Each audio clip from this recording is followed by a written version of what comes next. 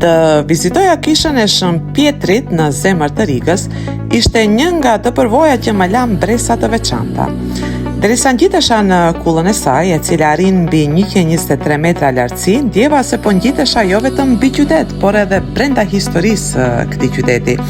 Nga platforma panoramike, rreth 72 metra mbi tokë, Riga mu shfaq krejt ndryshe.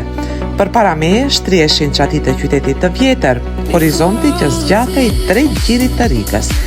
Ishte një pamje që të bën të ndalosh për pak dhe thjesht ta shijosh. Ajo që më impresionoi edhe më shumë ishte historia e kësaj kishe. E ndërtuar që në vitin 1209, ajo ka përjetuar shekuj të tërë zjarre, rufe, shkatrime dhe luftra, por gjithmonë është rindërtuar dhe ka qëndruar si një simbol i Rigës.